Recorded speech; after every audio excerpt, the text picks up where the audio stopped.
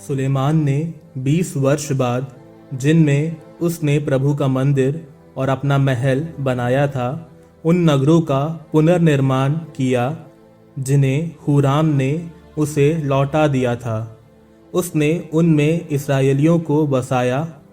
सुलेमान सोबा के हमात गया और उसने उसे अपने अधिकार में ले लिया।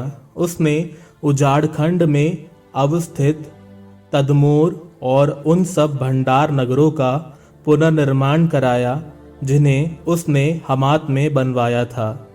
फिर उसने निचले और ऊपरी बेत होरोन को 4 तिवारी फाटक और अर्गलाओं से सुदृढ़ बनवाया।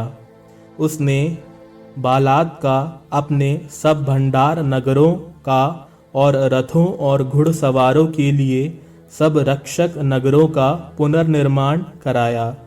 इसके अतिरिक्त सुलेमान यरूशलेम, लेबानोन और अपने राज्य भर में जो बनवाना चाहता था, उसने वह सब पूरा किया।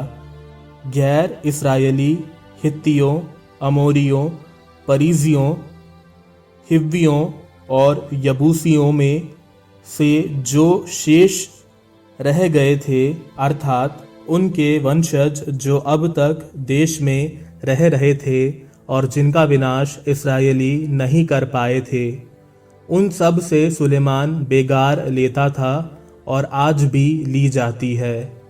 इस्राएलियों में सुलेमान किसी से बेगार नहीं लेता था, क्योंकि वे उसके सैनिक, उसके सेनापति, उसके रथों और घुड़सवारों के अध्यक्ष थे। सुलेमान के निर्माण कार्यों के निरीक्षक 550 उच्चाधिकारी थे जो काम करने वाले लोगों पर निगरानी करते थे। सुलेमान फिरौन की पुत्री को दाऊद नगर से उस महल में ले आया जिसे उसने उसके लिए बनवाया था।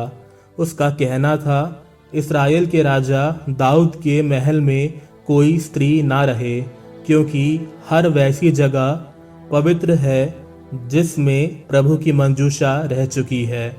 तब सुलेमान ने प्रभु की उस वेदी पर, जिसे उसने मंडप के सामने बनवाया था, प्रभु को होम बलियां चढ़ाईं।